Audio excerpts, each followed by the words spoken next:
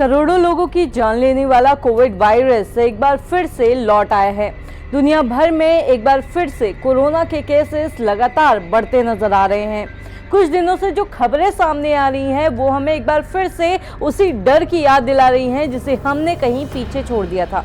जी हाँ, भारत में एक बार फिर कोरोना के मामले धीरे धीरे बढ़ते दिखाई दे रहे हैं और एशिया के कुछ हिस्सों में ये उछाल अब चिंता की वजह बनता जा रहा है। हांगकांग और सिंगापुर जैसे देशों में केस तेजी से बढ़ रहे हैं और भारत में भी केरल, महाराष्ट्र, तमिलनाडु में हलचल दिखाई दे रही है। नमस्कार, मैं हूं रक्षिता। भारत में एक तरफ जहां कोविड के सक्रिय मामलों की संख्या 257 तक पहुंच चुकी है, वहीं एशिया के दो बड़े शहर हांगकांग और सिंगापुर एक नई लहर की दस्तक महसूस कर रहे हैं।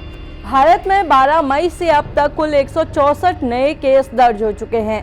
इनमें सबसे ज्यादा मामले केरल से आए हैं, जहां 69 नए मरीजों की पुष्टि हुई है। महाराष्ट्र 54 मामलों के साथ दूसरे नंबर पर है और तमिलनाडु 34 मामलों के साथ तीसरे नंबर पर। मुंबई में जनवरी से अप्रैल तक कोविड के काफी कम मामले थे, लेकिन मई की शुरुआत में हलचल बढ़ गई। हालांकि बीएमसी का कहना है कि कुछ मामले जरूर आए हैं, लेकिन हालात अभी कंट्रोल में हैं। केंद्रीय स्वास्थ्य मंत्रालय की माने तो भारत ने अपनी सतर्कता एक बार फिर से तेज कर दी है। ज्यादातर केस हल्के लक्षणों वाले हैं। न तो हॉस्पिटल में भर्ती करने की जरूरत पड़ रही है, ना ही अब तक कोई गंभीर मौत दर्ज की गई है। भारत जैसे बड़े देशों के लिए ये आंकड़ा चिंता की वजह नहीं है, लेकिन हमें ढिलाई भी नहीं बरतनी चाहिए। भारत में स्थिति भले ही नियंत्रण में हो, लेकिन पड़ोसी एशियाई देशों में हालात कुछ और ही कह रहे हैं। हांगकांग में पिछले 10 हफ्तों में वीकली मामलों में 30 गुना से ज्यादा की बढ़ोतरी देखी गई है। इसी तरह सिंगापुर में एक ही हफ्ते में मामले में लगभग 30% का उछाल आया है। 13 मई को जारी कोविड अपडेट में सिंगापुर के स्वास्थ्य मंत्रालय ने कहा है कि वो हालिया बढ़ोतरी को लेकर गंभीरता से नजर बनाए हुए हैं।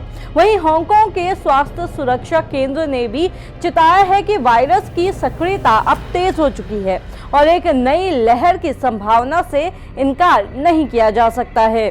चीन और थाईलैंड से भी इसी तरह की रिपोर्ट्स आ रही हैं।